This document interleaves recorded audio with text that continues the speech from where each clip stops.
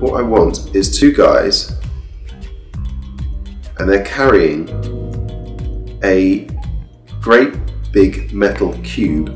Now building that's going to be a huge pain in the arse. So you're probably thinking this should be a model. It could be either a physical model or a CGI model. Yeah. And yet we need to have the live action bit of the guys walking along with it. Yeah. So we need a way to combine the two guys with the cube itself.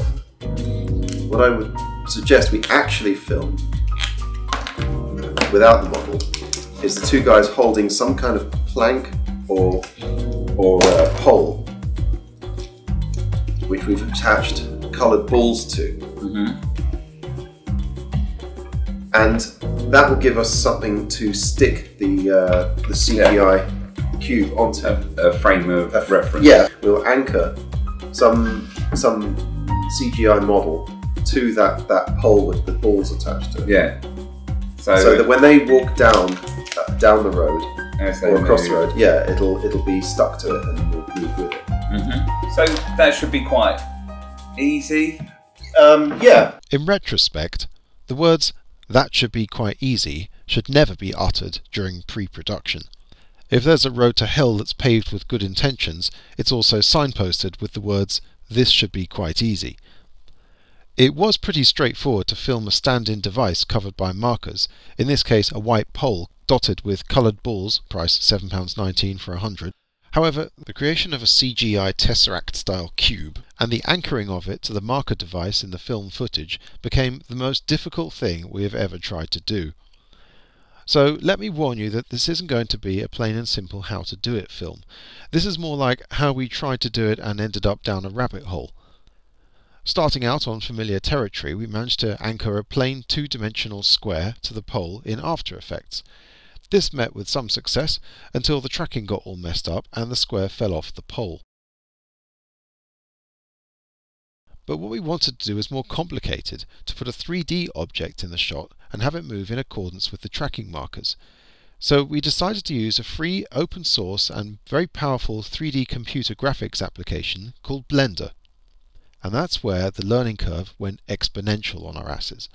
You see, Blender is complicated. Really complicated. You just won't believe how vastly, hugely, mind-bogglingly complicated it is. I mean, you may think it's a long job just to get the hang of After Effects, but that's just peanuts to Blender. I know that Blender was capable of doing the job. There are enough YouTube video tutorials to prove it. So after watching them, I started out with some tests to get the hang of it. Firstly, I built, out of some old IKEA lamp parts and ping pong balls, a simple stick that I intended to replace with the glowing lightsaber. Blender has a motion tracking function that's supposed to automatically track the position of markers, in this case the ping pong balls on the ends of the stick. But the automatic tracking only seemed to work for a few keyframes before losing the balls, maybe because they didn't stand out enough from the video. Then my friend Ben suggested using pinpoints of light as markers, making the markers easier for Blender to see.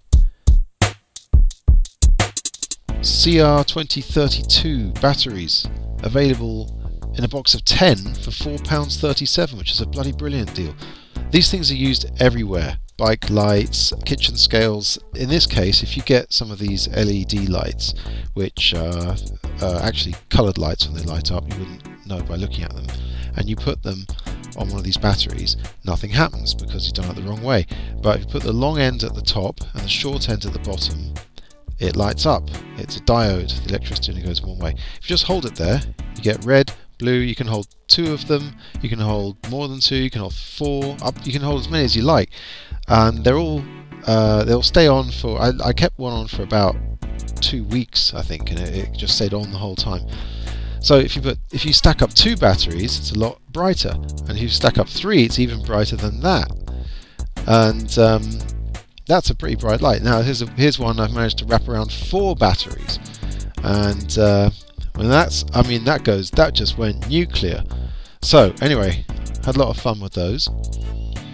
But what I wanted to do was to place them along a piece of wire. Of course, coat hangers are the best wire in the world, because you can always get hold of a coat hanger.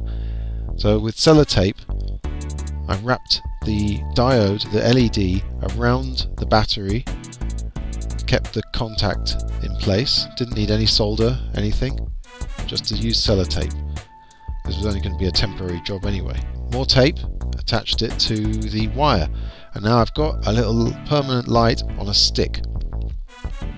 I needed some kind of stick to put this on, so I found an old broom handle, wrapped some tape around, and in accordance with one of the YouTube tutorials, I put a black stripe around it, because apparently the contrast is good for the blender to pick up. So wrapped that around the stick, and I used 3 different colours, because Blender can recognise different colours of markers as well, red, blue and green. So I got a red one, a blue one and a green one, and I put it in the stick, put each of the lights in different axes, and this looks a lot like the sort of the XYZ axis that you get in Blender when you start off.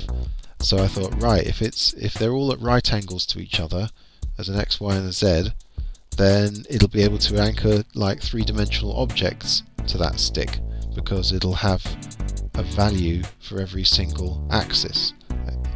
Red, green and blue, X, Y and Z, see? So I used this this basic stick. I tried doing that. I thought maybe I could put a Iron Man suit on me or something if I filmed myself with that. Or it could be used as some kind of like cool sword. Blender was able to track the lights a bit better than the ping pong balls, but it was still losing them. We thought that maybe 3 marker lights weren't enough, so we put together something more elaborate, using a bamboo stick and 3 rows of coloured lights, making a trapezoid shape to give Blender more to grab onto.